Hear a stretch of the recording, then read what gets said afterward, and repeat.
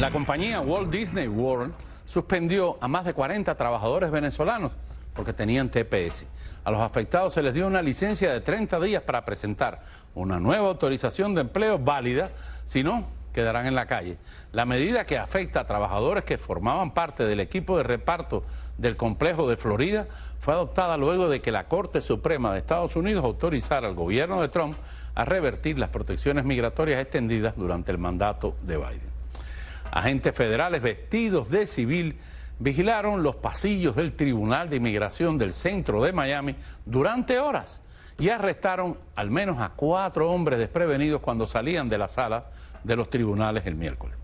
Según los reportes del Miami Herald, los agentes del ICE presenciaban procedimientos migratorios comunes y seguían a los hombres fuera de los tribunales una vez concluidas sus audiencias. Entonces, un grupo de unos 10 agentes del ICE, también vestidos de civil, los sorprendía en el pasillo. Los agentes se identificaban en español antes de esposarlos a cada uno y escoltarlos hasta una camioneta afuera.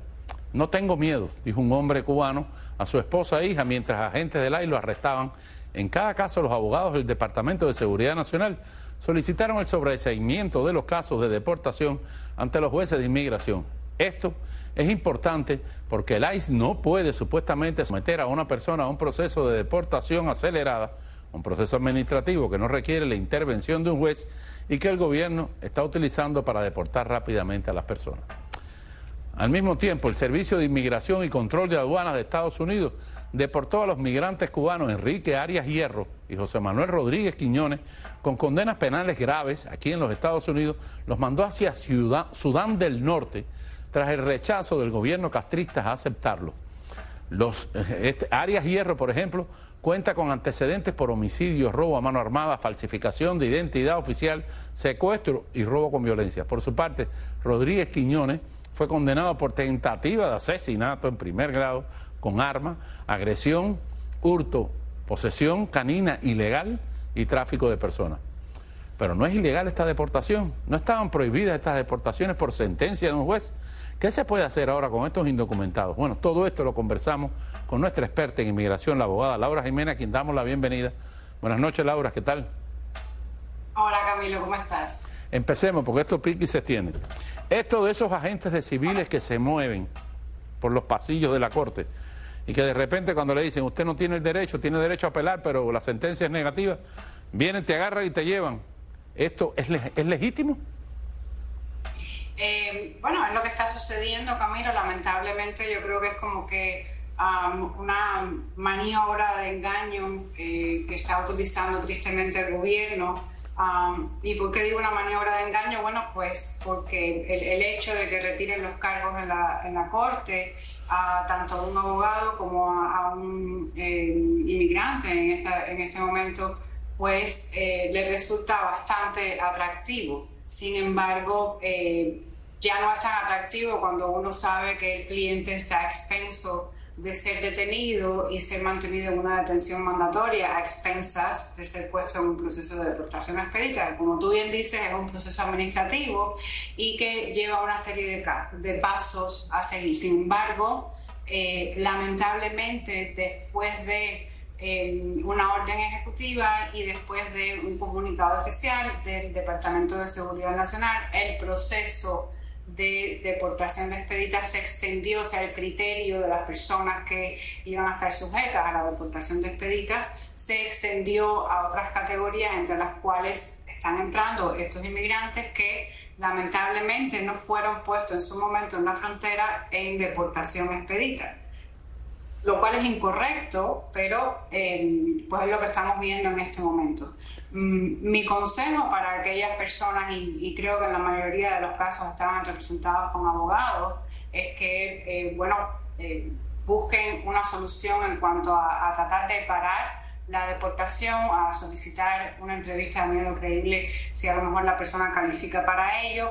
Es probable que estas personas tengan que defender un asilo en detención, o si con mucha suerte el juez que está presidiendo el caso en el centro de detención está de acuerdo con los argumentos legales y con la nueva decisión de la Corte de Apelaciones de Inmigración de que estos cubanos con I-220A son ahora elegibles a la residencia por ajuste cubano, pues quizás tengan que hacer también el proceso de residencia en lugar de hacer el proceso de asilo en detención y serían liberados. Pero son momentos muy difíciles, Camilo, en los que hay mucha contradicción legal y en los que hay también bastante arbitrariedad por parte del gobierno, en el sentido de que la ley es muy clara en algunos aspectos, pero siempre están tratando de buscar un camino alternativo para evadir lo que está diciendo la ley concretamente. Está sucediendo no solo en Miami, Camilo, las detenciones de esta manera, y cuando digo de esta manera son sorpresivas, inesperadas, están sucediendo también en oficinas de UCIS, están sucediendo también, por ejemplo, en Phoenix, Arizona, ha sucedido en Massachusetts y en varias cortes a lo largo del país. Y sobre todo yo pienso que los inmigrantes en estos momentos deben de estar representados por un abogado, y que si el abogado tiene el chance, en este momento yo creo que hay muchos abogados que están conscientes de esto, de oponerse al cierre de corte, pues hay que hacerlo, porque por lo que estamos viendo ahora es más seguro estar en un proceso de deportación en la corte que estar fuera de la corte.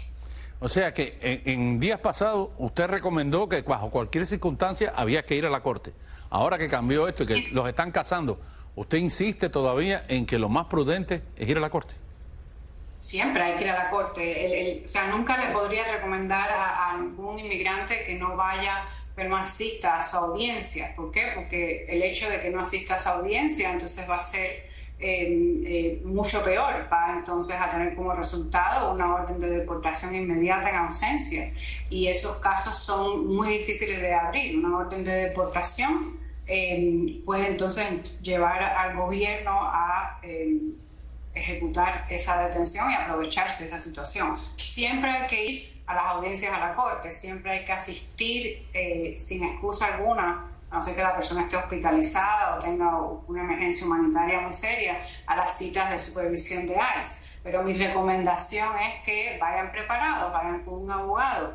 En estos momentos ya hay muchos abogados que están conscientes de esta situación y ya están preparados para oponerse a la solicitud del gobierno de cierre de corte. Eso no significa que el juez, que es quien toma la decisión final, vaya a aprobar la objeción del abogado de la defensa en este caso, pero siempre hay que lucharlo. ¿Por qué? Porque es un derecho que se preserva para apelar en un futuro. Y con respecto a estos delincuentes probados, sancionados, que fueron mandados a Sudán del Sur, hay muchas personas tuvieron que ir a buscar en el mapa dónde quedaba Sudán del Sur. Cuéntanos, ¿se puede hacer algo por al menos combatir que el destino de las deportaciones sean Sudán del Sur, por ejemplo, un país tan lejano y tan nada que ver con el continente americano? Yo creo que no, Camilo. Yo creo que en estos casos específicos de estas personas que tienen delitos criminales graves y que no califican para ningún tipo de perdón o alivio migratorio bajo la ley de Estados Unidos, no hay mucho que se pueda hacer.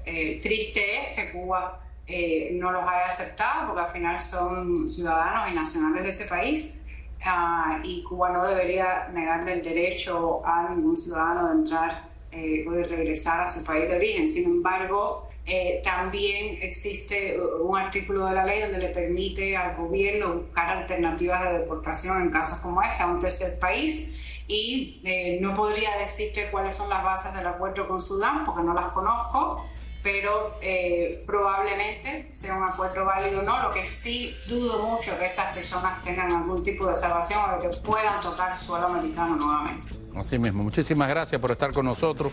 Laura Jiménez, experta en inmigración, y es una de las consultas más importantes que hacemos nosotros aquí en nuestro programa Al Borde de la Vida. Un placer siempre. Muchas gracias, buenas tardes. Nosotros hacemos otra pausa y al regresar las repercusiones del ataque mortal contra 2 judíos en el corazón de Washington. Ya le contamos.